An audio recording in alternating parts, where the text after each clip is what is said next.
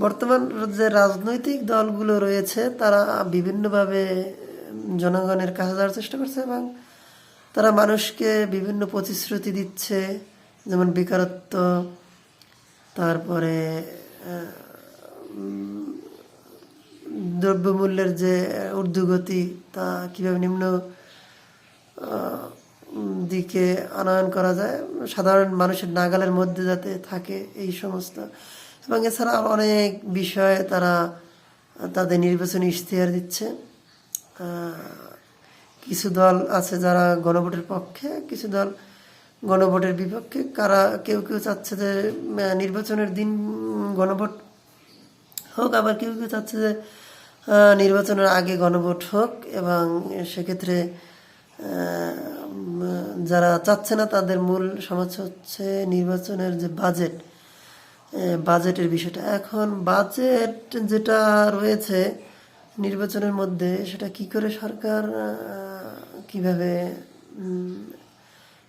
করবে সেটা বিষয়। আর যেহেতু নির্বাচনের ক্ষেত্রে একটা ব্যাপক বিশাল বড় একটা বাজেটের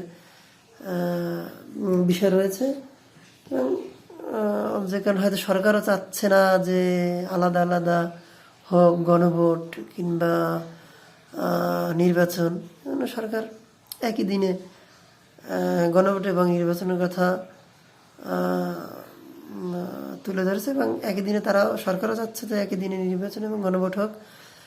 আজকে প্রধান উপদেষ্টা প্রত্যেকটি জেলা পুলিশ প্রধানের সাথে বৈঠক করেছেন, সবার সাথে বৈঠক করেছেন, এবং যাতে নির্বাচনটা সুষ্ঠু হয় এবং একটা গ্রহণযোগ্য নির্বাচন হয়, অনন্য নির্বাচন যেটা বাংলাদেশের ইতিহাসে হয়তো কখনো হয়নি, বা মানুষ এরকম নির্বাচন হয়তো কখনো দেখেনি, এরকম একটা নির্বাচন প্রধান উপদেষ্টা চাচ্ছেন।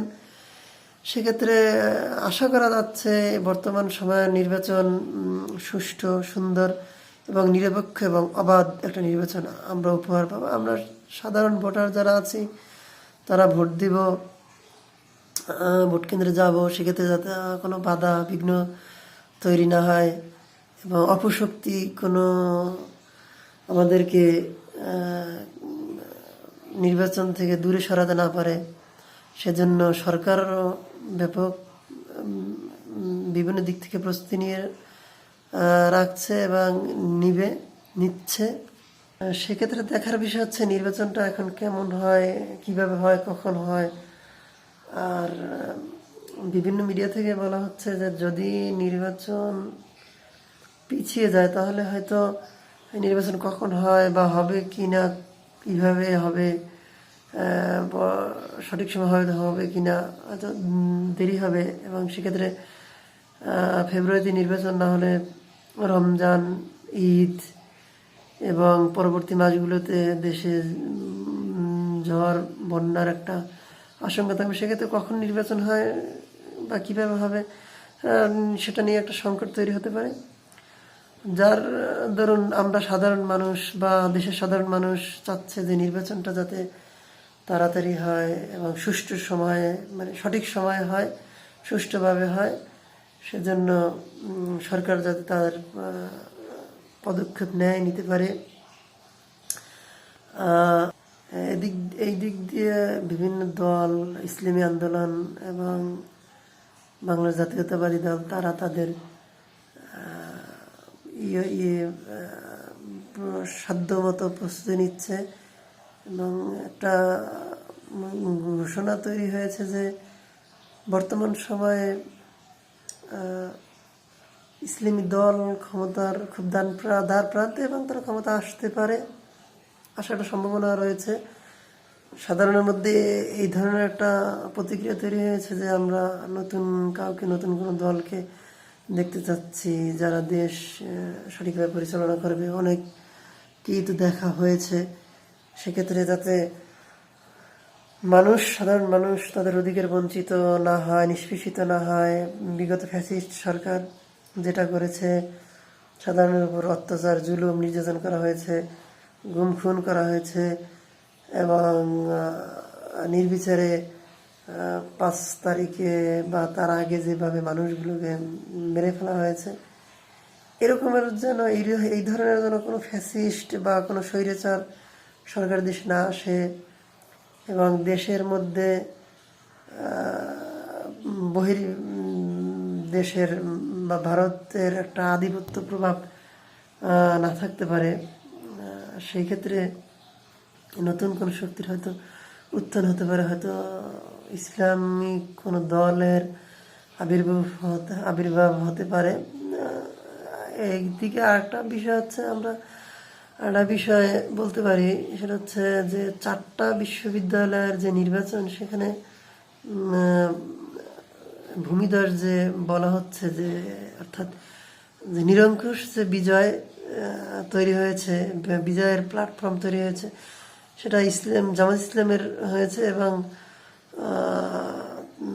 বেশিরভাগ মানুষ তাদেরকে ভোট দিয়েছে। দেখা গেছে দ্বিগুণ অথবা ততোধিক বেশি ভোট পেয়ে তারা নির্বাচিত হয়েছে। আর যার ফলশ্রুতিতে তাদের একটা আত্মবিশ্বাস তৈরি হয়েছে, এবং তারা বলছে যে দেশের মধ্যে তাদের জাতীয় নির্বাচনে এরূপ একটা অসম বা অসামান্য বা ভূমিধস যেটাই বলেন না কেন, এরকম একটা বিজয় তাদের আসতে পারে।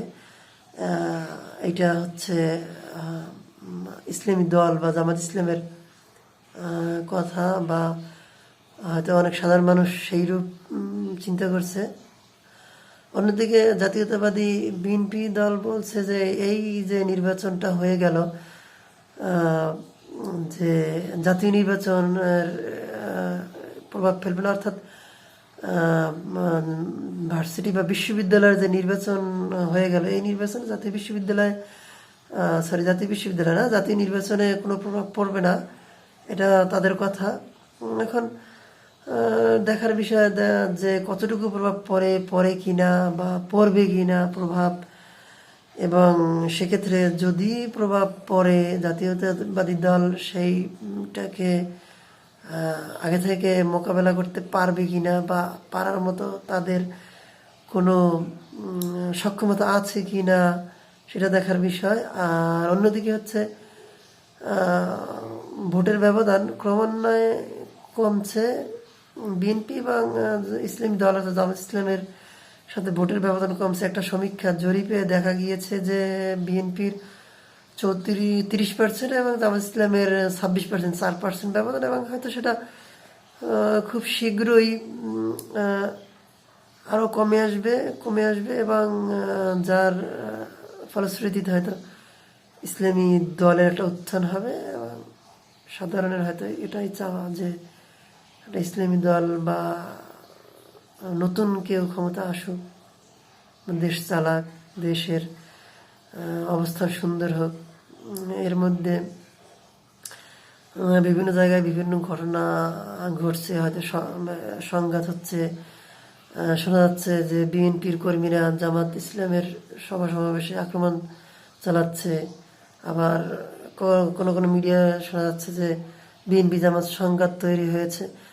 আসলে এখন দেখার বিষয় যে সব কিছুর মধ্যে দিয়ে, সমস্ত ঘাত প্রতিঘাত সংঘাত এগুলোর মধ্যে দিয়ে কারা কতটুকু তাদের মাঠ ধরে রাখতে পারে, কারা কতটুকু তাদের স্থান ধরে রাখতে পারে, জাতীয় নির্বাচনে কে কতটুকু তাদের প্রভাব বিস্তার করে ক্ষমতা যেতে পারে, এবং ক্ষমতা যাওয়াটাই শেষ কথা না, জনগণের কাছে আসা, কাছে পৌঁছানো, সাধারণ মানুষের মেমোরি চিন্তাভাবনা বোঝা এবং সেই অনুপাতে কাজ করা। কারণ নির্বাচন তো 5 বছর পর পর হবে, এবং এমনভাবে সংস্কার হচ্ছে হয়তো ভবিষ্যতে কোনো ফ্যাসিস্ট বা কোনো স্বৈরাচার তৈরি যাতে না হতে পারে, সেই রকমের একটা সম্ভবত ব্যবস্থা তৈরি হচ্ছে। তবু সবথেকে বড় যে কথাটা হচ্ছে, আইন মূলত মানুষ তৈরি করে, এবং মানুষ সেই আইন মান্য করে। মানুষের প্রয়োজনেই মানুষ আইন তৈরি করে, এবং মানুষের স্বার্থের জন্যই অনেক সময় আইনকে ভঙ্গ করে বা হাতে তুলে নেয়। সামনের যে দিনগুলোতে হয়তো আশা করা যাচ্ছে এরকম হবে না, আমরা আশা করি। এবং এর মধ্যে বিডিআর বিদ্রোহের বিচার, তারপরে আরও কিছু কিছু বিচার হয়ে যাচ্ছে, ফ্যাসিস্ট সরকারের বিচার, আর কিছু আংশিক আমরা দেখতে পাচ্ছি, যার কারণে আমরা সাধারণ মানুষ বর্তমান সরকারের প্রতি একটা আস্থা রাখতেই পারি যাতে নির্বাচনটা সুস্থ হবে ইনশাআল্লাহ, এবং এমন কেউ ক্ষমতা আসবে যারা দেশের মানুষের জন্য, সাধারণের জন্য কাজ করবে, যারা বেকারত্ব দূর করবে, কোনো অনিয়ম, বিশৃঙ্খলা বা উশৃঙ্খলা থাকবে না, চাঁদাবাজি, দুর্নীতি, সন্ত্রাসবাদী থাকবে না, এরকমের একটা সমাজ, এরকম একটা দেশ তৈরি হবে, আমরা এটাই আশা করছি। সবাইকে ধন্যবাদ, সবাই ভালো থাকবেন। আসসালামু আলাইকুম।